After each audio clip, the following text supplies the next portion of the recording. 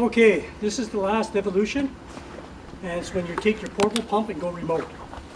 There is quite a few applications. One good application is that you found a pond, you found a water source.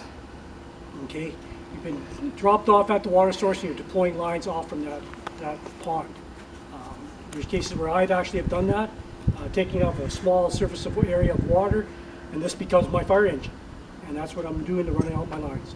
Or you could stage it at a location where you're using it to help support and supply other engines and other apparatus. So to begin with, this is located in the rear. We showed you that before where it was a pump and roll scenario. Now we've taken it out remote. Of course, we had this all pre-set up, and this is what I'm here to explain this to you, how to set this thing up. Once again, and Jeff had mentioned this before you unload it off the back, give it a start. Make sure she has fuel, give it a start. Because the last thing you want to do is get dropped off at a remote site and it doesn't start. And then you're stuck there. Okay? So Jeff and I, we both started it out behind there before we took it off the truck. And it ran fine, so we brought it over here. Now just a couple things.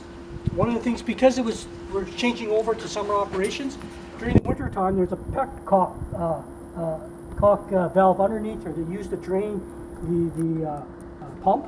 Okay, it's right below here. It is closed now, but just be aware there is a petcock underneath there to drain the pump during winter time off. Because during winter time you want this thing dry, right? And that's why it was left open. Jeff and I did find it and we closed it up now. Okay, so we start it up, we bring it over here. The hard suction hose is also found in the back. Be careful, this is aluminum and it does cross thread easily and it strips easily. Last time we put this on, it cross threaded it and it was just a terrible experience to get it off. We had to actually pound it off. So be careful, don't be forcey. It should go on nicely and then tighten it up. It's aluminum, so it will cross thread. If you cross thread and take a rubber hammer to it, it will continue. Okay, so just be careful, be aware of that. Okay, so this is just one length of hard suction hose as it goes into here. Here's our discharge. Remember that adapter? You put the adapter on here to the pump and roll hose. In this scenario, we'll use this. But what you could do too, you could also put your Y on here. You put your Y on here with a forestry and branch off and off you go. Okay, I just want to explain a couple things over here too. Now, how this works in terms of priming. It's not an electric prime, it uses the exhaust. The exhaust of the engine redirects the exhaust to create a venturi and draws water to displace the air out of the pump. Okay, so word of caution, anytime you work around this thing, be careful, make sure you got your PPE on. Okay, this is hot. This whole area is hot. So don't come, the exhaust comes shooting out this way.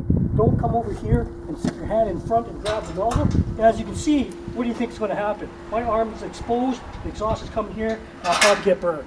Okay? So be aware of that. Come down below here. Grab your lever here. This here is the exhaust. As I do this, it redirects the exhaust. As it redirects the exhaust, it redirects it out this port. Okay?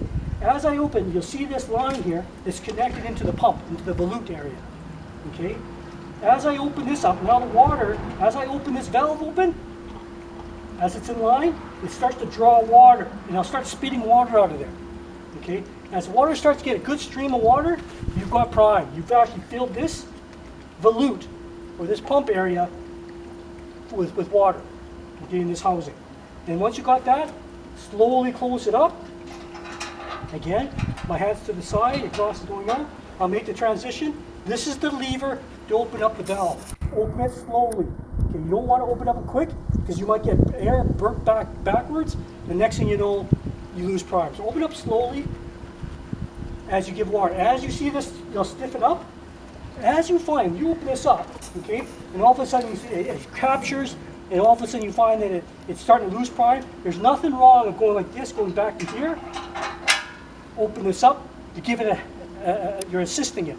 As this is open, you're assisting it as well and helping move the water.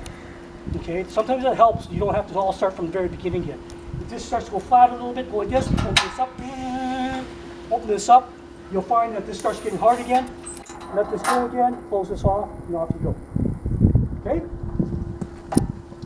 Again, I want to mention that this has an electric start because of the battery, but if the battery goes dead, you're not dead in the water.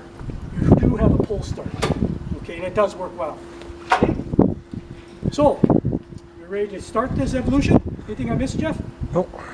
Okay, so the hard suction hose is on,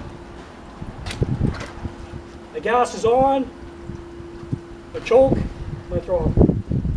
In this case, you know when the engine, Jeff said go to 1,000 RPM, with this thing, go full throttle, because you want as much the engine going to create a strong vacuum, okay?